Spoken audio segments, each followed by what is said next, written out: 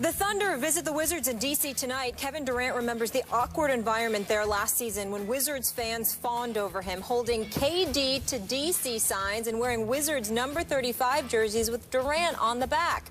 KD said, "It was crazy. It was crazy. It was kind of disrespectful, in my opinion, because you've got a great team there already that deserves your full 100% support. And I wouldn't like that if I was on that team, and I didn't like that because it comes with it nowadays. I learned to embrace it a little bit more, but it's still a little awkward for me." Bradley Beal agreed, telling CSN Mid-Atlantic, "It is disrespectful because he plays for Oklahoma City. He doesn't play for Washington." Stephen A., do you agree? Well, let's put it in its proper context. If Bradley Beal is saying that it is disrespectful for them to be rooting for Kevin Durant while he plays for Oklahoma City, to the point where he's in the arena at the Verizon Center and they're cheering his every shot and his every point and all of this other stuff. I don't think that's what he's saying. I know that. What I'm saying is that you have people in Washington, because I spoke to a few this morning that were talking about, well, that's what he meant. Okay, that's what they meant. And I was like, nope, that's not what they're talking about here. What they're talking about with the signs, KD wanting him to come here. Let me wait. I love me some Bradley Beal and John Wall. I love them both. They're good people, and they're going to be great players. They're wrong here. Bradley Beal is wrong here. I have no problem whatsoever with fans in D.C. You should be booing him during the game. You know, you don't want him to beat your team, but wanting him to come to D.C. That's campaigning. That's what you're talking about. That's campaigning. That's the operative word. That's right, the campaigning. Okay. I have no problem with it. Zero whatsoever. If you're the Washington Wizards, you better get him. You better try. You better exhaust every measure to get somebody who is universally recognized as one of the top 3 players on the planet. Bradley Beal with John Wall, if KD come to D.C.? Are you kidding me? I mean, oh my Lord, I can't even imagine. I can't even imagine what life would be like in the nation's capital if KD rolled up in D.C. Now, I'm hearing otherwise. I understand. Okay, I'm hearing he's going to stay in OKC, or that LA's a viable option, but Washington is still a possibility. He is going to be unrestricted free agent, free to go wherever he wants to go. All of that is true, but I got to tell you something. I'm looking at KD. Listen, I got tired of them relying on Nene, because Nene with Gortat wasn't working. They were going to go home in the second round. And I haven't forgiven them for losing every home game in that series against Indiana the season before last. But when I look at them right now, they decided to go small. You got Gortat at the 5. You got Otto Porter at the 3. You got either Chris Humphries or Dudley at the 4. You got Beal and Wall in the backcourt. You get KD with those two. The other 2 positions should just be out there for mop-up duty. Grab rebounds, defend, and shut the hell up and hope you get the ball. Because those 3 dudes need to be shooting all of the time. It would be special. So I don't blame them. They haven't been to the finals since '79. They haven't won a title since '78. It's been 35+ years since you were relevant in the championship equation, and you had a decent shot before Gilbert Arenas shredded your franchise with his nonsense. So to me, I don't blame the city, the nation's capital, for starving for KD. He's homegrown. He's a homegrown product, and they are starving for relevancy, and he's the ticket to it. Just don't be rooting for him while he's playing the Wizards. Okay. I disagree with what you just said, but we have a double-edged sword here. We have KD and we have Bradley Beal, both saying it's disrespectful. I think Kevin's not being completely honest with his feelings there, because he can't be.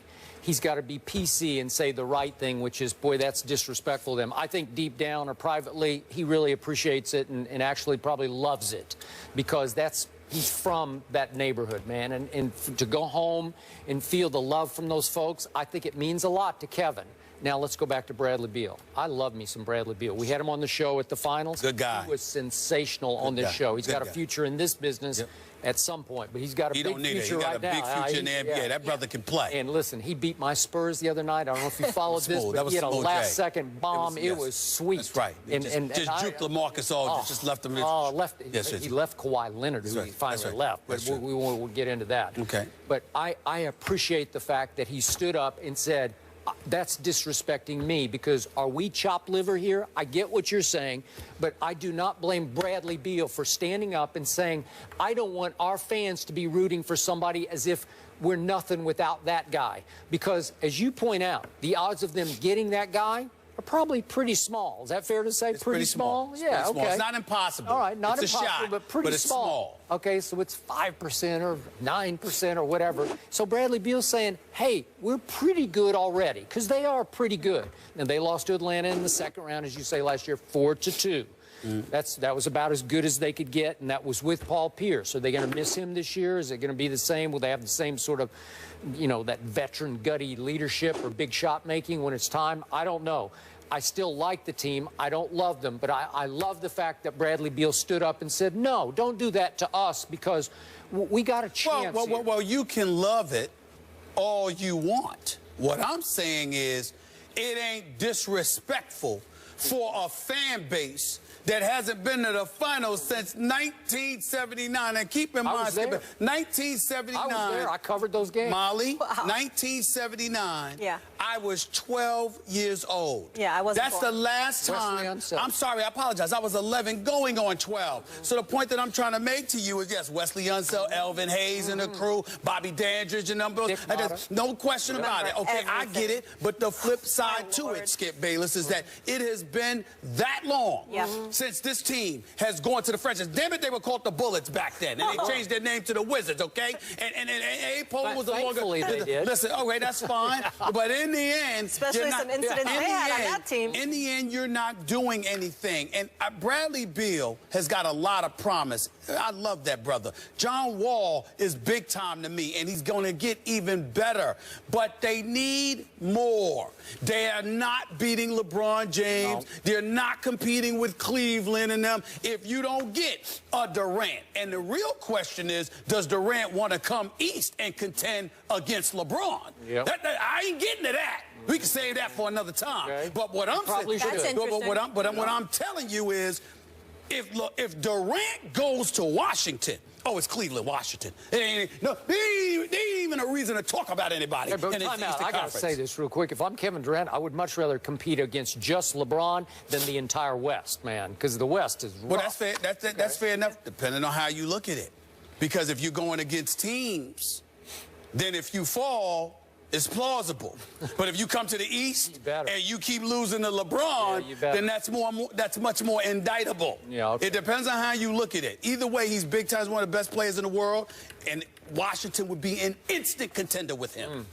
Who will bring home a championship first, the Redskins or the Wizards? Oh, that would be the Wizards. That's for another day. That would be the Wizards if they had Durant. Teddy Bridgewater knocked out on Sunday, so how much are the Rams to blame? Ryan Clark will be back with us back in a moment.